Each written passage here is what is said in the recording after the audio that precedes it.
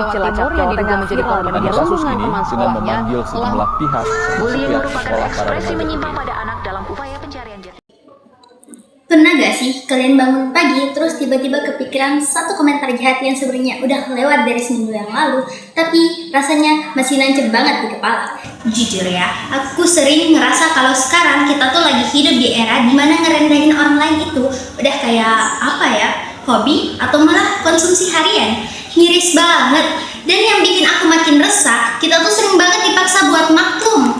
Pas kita sakit hati dibilangnya baper, pas kita mau bela diri dibilangnya haus perhatian. Padahal apa yang orang-orang sebut sebagai cuma bercanda itu sebenarnya bentuk agresi yang pelan-pelan lagi ngerusak struktur kognitif kita, lagi ngerendahin fondasi rasa percaya diri yang mungkin kita bangun bertahun-tahun. Kenapa sih dunia ini rasanya jadi makin sempit buat kita yang pengen jadi diri sendiri tanpa harus dihakimi, dan kenapa juga slogan stop bullying yang udah kita dengar dari zaman-zaman dahulu rasanya nggak pernah benar-benar ampuh buat bikin orang berhenti nindas sesamanya?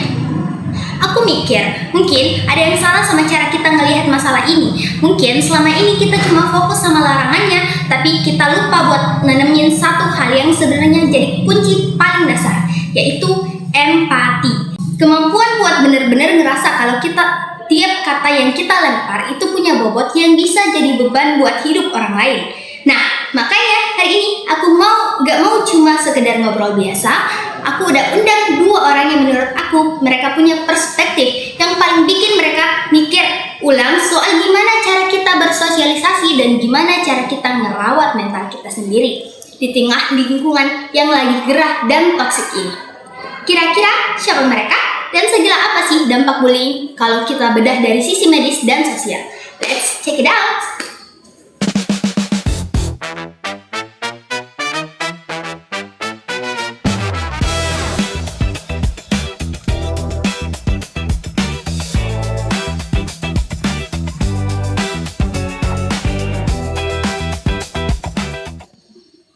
Halo Sobat Rahman, balik lagi sama aku Rahma, host kalian hari ini. Dan hari ini kita bakal bahas lagi nih soal isu yang sebenarnya sering banget dianggap biasa aja, padahal dampaknya itu benar-benar merusak mental orang lain banget. Hari ini kita bakal ngobrolin gimana ya cara balikin rasa percaya diri kita di lingkungan yang hobinya itu ngejudge banget dan intinya toxic banget deh. Banyak loh dari kita yang sering ngerasa harga dirinya habis banget gara-gara omongan negatif orang lain. Nah, beruntung banget hari ini aku ditemenin oleh dua orang yang keren banget, yaitu Kak Del sama Kayu. Halo Kak Del, Kayu. Halo Mama. Nah, gimana nih kabarnya Kak? Siap ya kita bahas fenomena yang lagi panas banget ini? Wah, kabar baik Kak Rahma. Siap banget sih untuk saat ini. Menurut aku emang udah saatnya kita nggak cuma jadi penonton doang. Kita harus paham kalau perundungan itu bukan cuma soal ejek-ejekan biasa, tapi ini tuh bentuk agresi yang bisa jadi mengubah seseorang cara tentang mereka berpikir dari dirinya sendiri gitu. Wah, setuju banget nih aku sama Kak Adel. Jadi aku tuh pengen nekenin satu hal ya. Percaya diri itu bukan berarti kita ngerasa lebih hebat dari orang lain, tapi lebih ke gimana kita tetap megang self-worth kita walaupun lingkungan lagi berusaha buat ngejatuhin kita. Wah, ini menarik banget sih soal self-worth. Nah, tapi by the way Kak Adel, kenapa sih kita harus mulai dari kata empati? Emangnya gak cukup ya kalau kampanye soal stop bullying aja buat nyelesain masalah perundungan ini? Gini Kak Rahma, secara psikologis itu kalau kita cuma ngasih larangan tanpa ada pemahaman emosional yang bakalan kosong saja. Tanpa empati itu si pelaku bakal ngerasa yang namanya future pain, alias nggak bisa ngerasain sakitnya jadi korban. Nah, makanya mereka bakal terus ngerasa kalau dengan beralasan cuman bercanda, padahal itu sebenarnya cuma cara mereka nutupin rasa nggak aman dari diri mereka sendiri gitu. Jadi gitu teman-teman, harus mulai dari kata empati. Nah, benar banget tuh.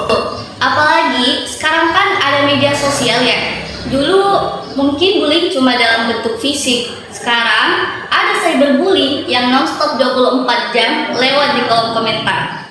Nah, ini tuh bikin kronik stres yang parah banget loh.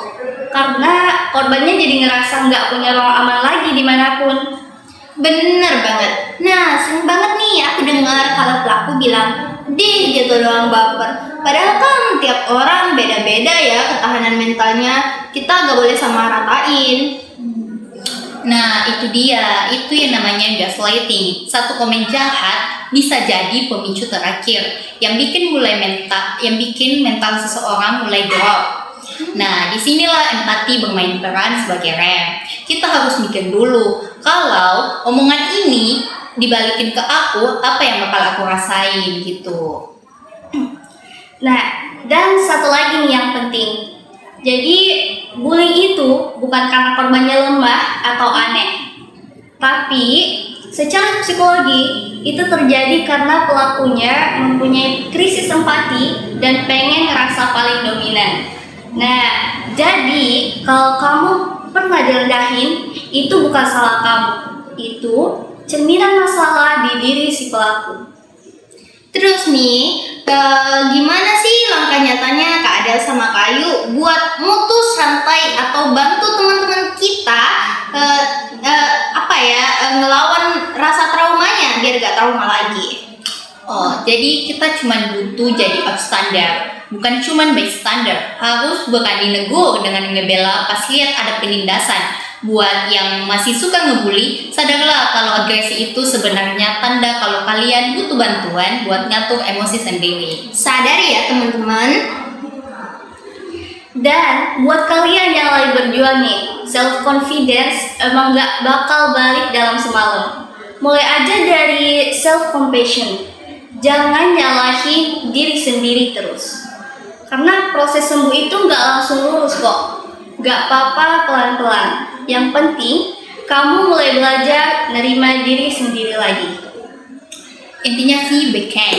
Kita nggak pernah tahu perang batin apa yang lagi dihadapi orang lain di depan kita gitu.